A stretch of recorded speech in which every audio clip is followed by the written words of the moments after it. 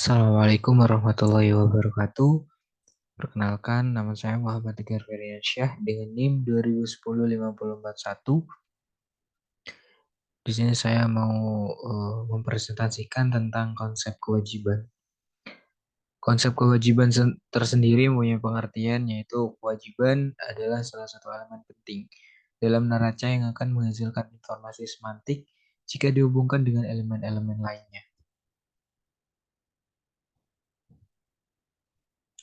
Adapun karakteristik dasar daripada konsep kewajiban tersendiri yaitu suatu objek harus memuat tanggung jawab kepada pihak lain yang mengharuskan entitas bisnis untuk melunasi, menunaikan, atau melaksanakan tanggung jawab tersebut dengan cara mengorbankan manfaat ekonomisnya di masa depan untuk dapat dikategorikan sebagai kewajiban. Dan yang kedua, ada suatu pengorbanan masa datang harus timbul akibat keharusan sekarang. Makna dari sekarang di sini adalah waktu, itu tanggal pelaporan keberadaannya. Beberapa keharusan yang tercakup dalam pengertian kewajiban ini adalah keharusan kontraktual, keharusan konstruktif, keharusan demi keadilan, dan keharusan bergantung pada atau bersyarat. Meskipun secara definisi keharusan-keharusan ini menimbulkan kewajiban, namun tidak semua kewajiban diakui dalam akuntansi. Yang ketiga adalah kewajiban juga timbul akibat kejadian masa lalu. Kewajiban yang berasal dari kegiatan konstruktif harus diakui saat ini untuk menjadi dasar pembayaran kewajiban tersebut di masa depan. Yang keempat yaitu nilai jatuh tempo yang telah ditentukan melalui estimasi atas kewajiban yang didasarkan pada jumlah kewajiban dan jangka waktu pelunasan kewajiban. Eh, Konsep kewajiban juga mempunyai karakteristik pendukung, yaitu keharusan untuk membayar dalam bentuk kas, identitas terbayar jelas, juga harus berkekuatan hukum.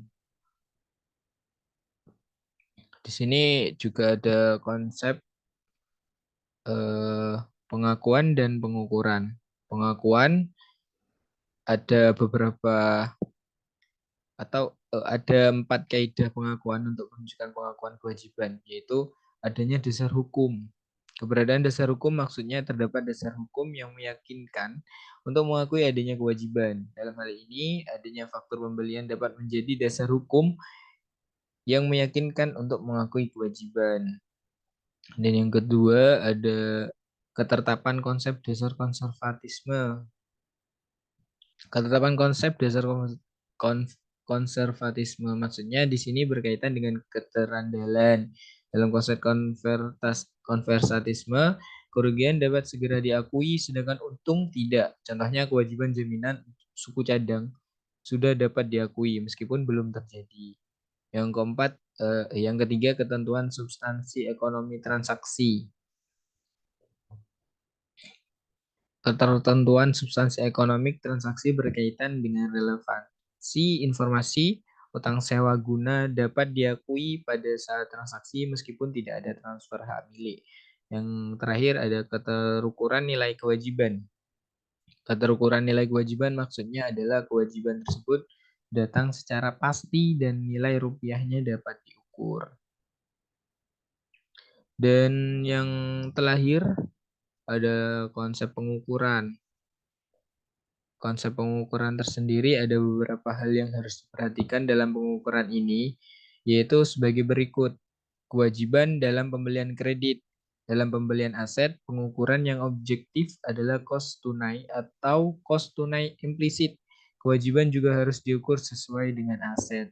Yang kedua, ada diskon atau premium utang obligasi. Untuk suatu kontrak dengan pokok pinjaman dan bunga periodik, pengukuran yang tepat adalah cost tunai implisit. Yang ketiga ada diskon obligasi. Diskon obligasi dilaporkan sebagai pengurang nilai nominal dalam obligasi di neraca. Yang keempat ada premium obligasi. Premium obligasi sendiri apabila belum dimortisasi merupakan utang. Dan yang terakhir ada kewajiban moneter dan non moneter. Kewajiban moneter adalah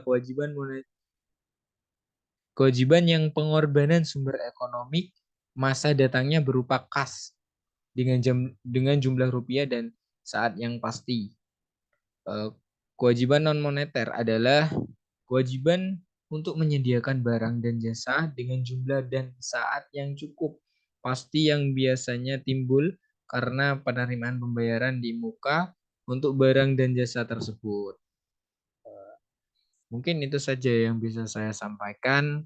Jika ada eh, kekurangan ataupun kesalahan dalam perkataan saya, dalam presentasi saya meminta maaf sebesar-besarnya.